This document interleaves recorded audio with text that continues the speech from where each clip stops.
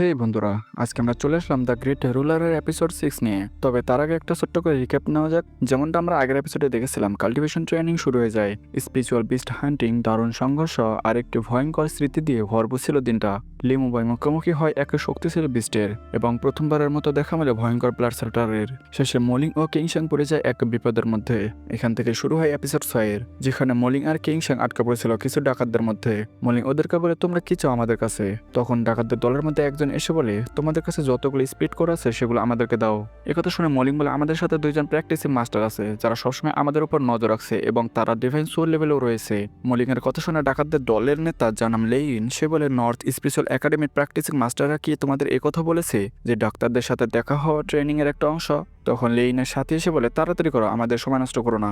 মলিং বলে, ঠিক আছে, কিন্তু তোমাদের প্রতিশ্রুতি দিতে হবে যে আমাদের এখান থেকে যেতে দেবে। এই প্রতিশ্রুতিতে কিংসাক রাজি ছিল না। মলিং ওকে বুঝে তারা অন্তত স্পেশাল মোমেন্ট লেভেলে লেট স্টেজে আছে, আমরা এখন ওদের সাথে কঠোর আচরণ করতে পারবো না। ওই সময় এখানে মুচেন আর কিয়ানারও এসে যায়। এদিকে কিংসাং লেইনের সাথীকে বলে, আমি তোমাদের ভয় পাই না।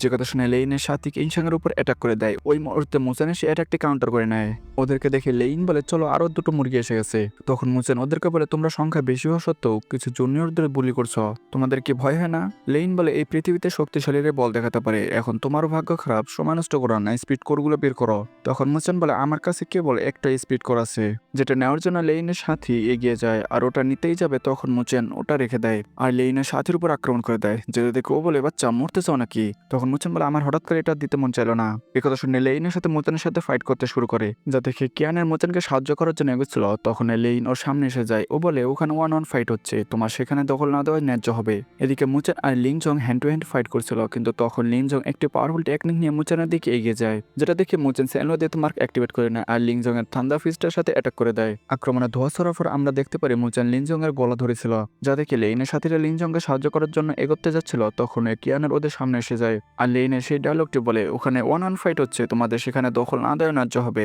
কিন্তু লেইন সোজা মুচেনের দিকে আসতে থাকে আর মুচেনের নাম জিজ্ঞেস করে। তখন মুচেন স্পিড ডিস্ট্রাকশন বিট বের করে নেয় আর লেইনকে ওখানে থামতে বলে, যা দেখি লেইন বলে, নর্থ স্পেশাল একাডেমির স্টুডেন্টরা সত্যি ইমপ্রেসিভ। মুচেন বলে, আমার মনে হয় তোমার সাথে মোকাবেলা করার জন্য এটাই যথেষ্ট। যদি তুমি এখান থেকে দূরে চলে যাও, আমি স্পিড ডিস্ট্রাকশন বিট ব্যবহার করবো না আর তোমার বন্ধুকেও যেতে দেবো। তখন লেইন বলে, ঠিক আছে, কিন্তু লিনজংকে আগে ছেড়ে দাও। কিয়ানার মুচেনকে বলে, না, যদি তারা পরে মন পরিবর্তন করে। তখন লেইন বলে, থান্ডার স্কোয়াডের কেউ তার কথা ফেরত নেয় না। এরপর মুচেন লিনজংকে ছেড়ে দেয়। মুচেনকে দেখি লেইন বলে, আমি আশা করিনি তার মত ওয়ারিয়ার স্পেশাল একাডেমিতে আছে। এরপর ও মুচেনকে বলে, এই ছেলে, তোমাকে আমার পছন্দ হয়েছে, তুমি আমাকে বিয়ে করলে কেমন হয়? যে কথা শুনে সবাই চমকে ওঠে, বিশেষ করে কিয়ানের। ও বলে, কি বলছো তুমি? তখন লেইন বলে, আমার বাবা আমাকে বলেছিল যদি আমি কাউকে পছন্দ করি তাকে আমি আমার হাজবেন্ড করে নিয়ে আসবো। একথা শুনে মুচেন বলে, দুঃখিত, মনে হচ্ছে আমাদের এখন যাওয়া উচিত। ওদেরকে যেতে দেখে লেইন কিছু ভেবে থামিয়ে বলে, তোমরা কি আমার সাথে কোঅপারেট করতে আগ্রহী আছো?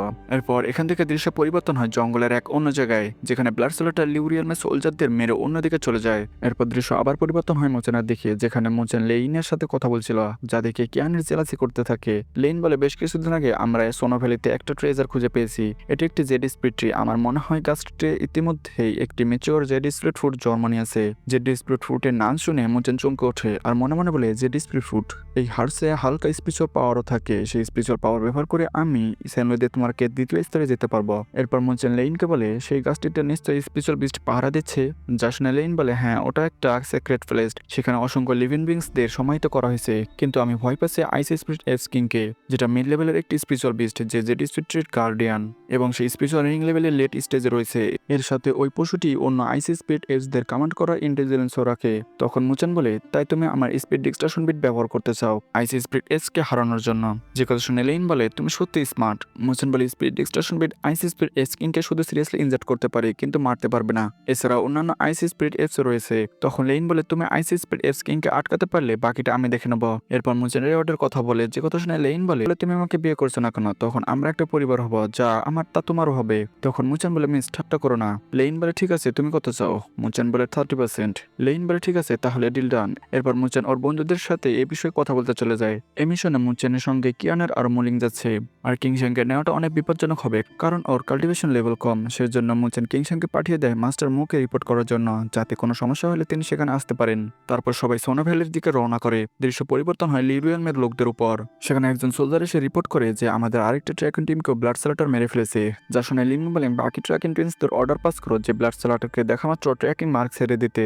এরপর দৃশ্য পরিবর্তন হয় সোনা ভ্যালিতে, যেখানে মুচেন ও বাকিরা আইস স্পিড এফস এর গুহার সামনে লুকিয়ে আছে। লিন সবাইকে নাক ও মুখ স্পিরিচুয়াল পাওয়ার দিয়ে কভার করতে বলে। এরপর লিনচং সোল ক্যাপটিভেটিং বিগ নামক একটি বিট আইস স্পিড এফস দের মাঝে ছুড়ে দেয়, যেটা নিমেষে ওদের ঘুম পাড়ানোর কাজ করবে। সোল ক্যাপটিভেটিং বিট ফাটার সাথে সাথে আইস স্পিড এফসরা বেহুশ হয়ে পড়ে, যেটা দেখে সবাই গুহার সামনে এসে যায়। এরপর সবাই ধীরে ধীরে গুহার ভিতরে প্রবেশ করে, কিন্তু হঠাৎ করে একটি আইস স্পিড এফস জেগে যায়, যেটা দেখে কিয়ানের ভয় পেয়ে যায় আর পশুটির উপর আক্রমণ করে বসে, যার কারণে পশুটি গর্জন শুরু করে।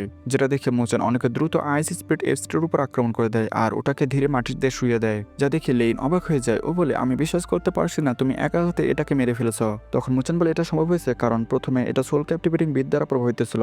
এরপর মোচেন বলে আমাদের তাড়াতাড়ি করতে হবে, জানি না কতক্ষণ এরা এভাবে ঘুমিয়ে থাকবে। লেইন ওর দুজন সাথীকে বাইরে রেখে দেয় আর বলে যদি দেখো আইস স্পিড এফস জেগে উঠেছে তাহলে সঙ্গে সঙ্গে আমাদের জানাবে। ঠিক তখন গুহার ভিতর থেকে একটা ভয়ঙ্কর গর্জন শোনা যায়, যে গর্জনটা কিং অফ আইস স্পিড এফস এর। পরে এপিসোডে জানবো মোচেন ও বাকিরা কিভাবে কিং অফ আইস স্পিড এফস এর মোকাবেলা করে। সাথে আছে নতুন টুইস্ট। তো যারা নতুন ভিডিওর জন্য এক্সাইটেড তারা আমাদের সাথেই থাকবেন। তাহলে দেখা হচ্ছে পরবর্তী এপিসোডে।